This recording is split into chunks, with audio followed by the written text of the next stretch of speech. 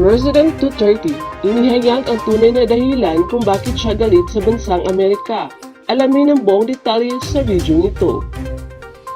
Mr. Obama, you can go to hell. You better choose purgatory.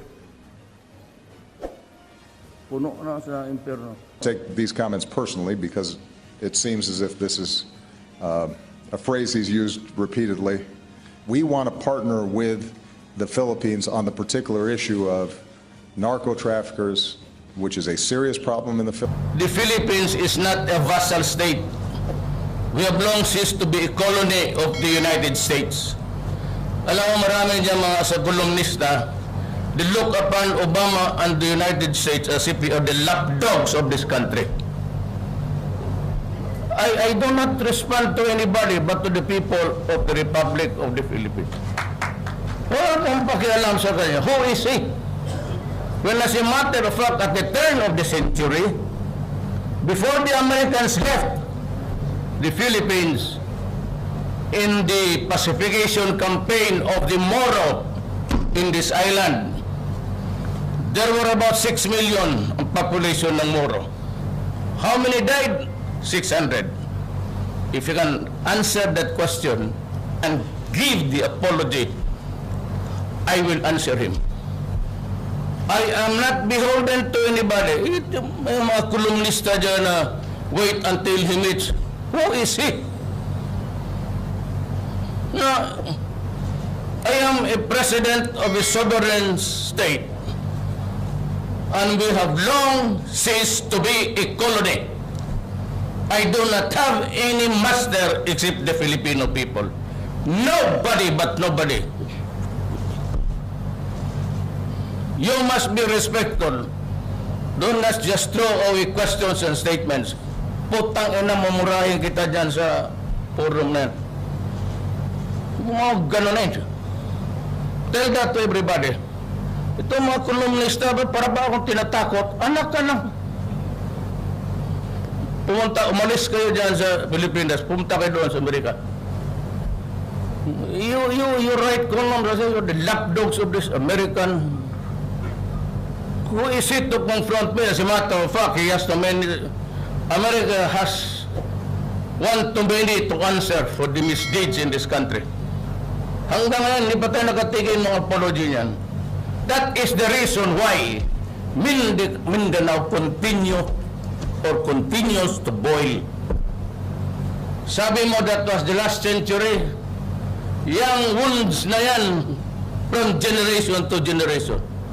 As a matter of fact, we inherited this problem from the United States. Why? Because they invaded this country and made us their subjugated people. Everybody has a terrible record of extrajudicial killing. Why make an issue about fighting crime? Nahingi na niya maubos-ubos niya sa Mexico border niya. Look at the human rights of America along that line. The way how they treat the migrants there. Masyado kayong believe sa Amerika. Bubilib kayo dito sa atin, Amerika. Siya ang mag-explain sa akin kung bakit ganyang extrajudicial killing nila. Can he explain the 600,000 Moro massacred in this island? Do you want to see the pictures? Maybe I'll ask him. I'll make it public. We have a recorded history of that sordid period of our national life. Nobody but nobody can just. Sino ka? Yung mga American Indians mo, sa sili lang, inubos mo eh. What about the rights of those guys who died in the past? Is it because it's just the past tense, we do not answer for the present tense? You must be kidding. Stop joking yourself. Kayong mga sobra ka-believe diyang, who is you, Obama, to ask me that? I'll tell him, who are you? Tell him that. Telegraph mo ngayon. Hindi ako ito. Punta dito na pagkaulila dyan sa mo. We have long been a republic. I do not kneel down before anybody else except the Filipino in Quiapo walking in misery and in extreme poverty and hunger. About your health, are you still fit to be president? You know, please do not believe media, especially the Rappler, that's the mouthpiece of the CIA and the U.S. I just received an invitation to go to the United States together with the Asian leaders. I haven't been to the States. I was invited by Obama. Will you go? No. No. Didn't you say you wanted to make friends? Yeah, but one time when I was being criticized by Obama in a press conference, no, he should have realized that I was also a head of sovereign state. But he should have criticized me in the proper venue to teach some leaders also. How can the Philippines stay on the path that you set without your passion and without your unique style? Frankly, I cannot answer the question, and I cannot even know who's going to succeed me. It would greatly depend on the people now, either in the opposition or with me in my administration, to really think hard about it. But if we are improving economically, if we have reduced crime to 47%, we have lowered the drug-related crimes here, it would mean a lot. I would gladly say that no country can progress without law and order. No country, no city. That is always in my experience. Lastly, if I may, why do you think people have allowed you to do and say what you have done and said? Why is it that sometimes you've done things that they don't want and yet still they support you? Well, because people are used to,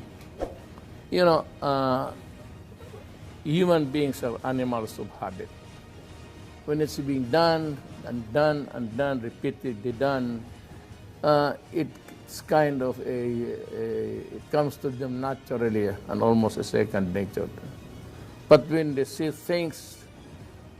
good things arising from a little discipline, if they see improvement or the things which are allowed but are prohibited, people should realize that it is in my generation, it is during my time that I should be doing things to protect, to make them easy. I fight the wars, and I want to end it now. And I want to end communism. I want to end drug problems, or at least reduce them to the barest minimum, so that the next generation will not have so many problems to solve. Tell me if it's wrong to be passionately defending your country against drugs, especially now that the drugs come in from the Bamboo trial, the Bamboo trial, and Senyelosa is also coming in with cocaine. There has never been there's always been a short of supply, but now there's an abundant, and it would only come from Mexico. And the triad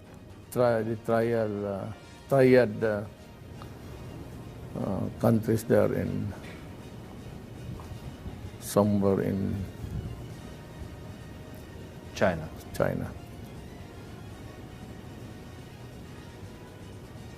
Well, it is not the policy of China. China also executes people. But we are not as rich as China. We don't have the most sophisticated gadgets. We cannot afford the high-priced drug, whatever it is. Equipments that can tell you if drug is there or not. At your age, what drives you? What motivates men that are older increasingly to go into politics at 70, at 80? Because politics, it's difficult. It's a fight. It takes a lot of energy. Every day it's a daily war. What motivates you to get up in the morning? I have not realized that. I have not taken it into account. But I do my work just the same as early as when I first entered politics. In 1988, I was elected mayor of the city of Davao. Then, for the succeeding years, I never lost an election until the presidency. So it started in 1988 as mayor, then as a congressman, then as a vice mayor to my daughter, to skip the prohibition of a successive fourth term. It's only good for 3. Then I asked my daughter to run as mayor. I ran for vice mayor. Then resumed my mayorship again. Until this, I never realized, I never recounted the years that I was in politics. I was there just to work and work and work since 1988. And aren't you getting tired? Yes, a bit, I would say. Physically, there's always a diminution. In the many hours you can stay awake, and the number of days you're out in the field inspecting public works and visiting military camps and all, and going to the fronts, especially during the Marawi siege. I was there almost 10 times. I flew in there, stayed until midnight, and flew out. So those were the things that I said. Maybe the stress added to the, when you say bone weary, when you are really weary of doing things. And I said because aside from the fact that you have to stay late and you have to travel, and then there's the tremendous stress of flying where the bullets were whizzing around. And I got a hole in the helicopter, in one of the helicopters that I rode. President, you've been like always, very candid and straightforward. One more time, thank you very much. It's my pleasure. At siyan ang ating balita. Maraming salamat sa iyong pagsubaybay. Ito ang Balitang Express.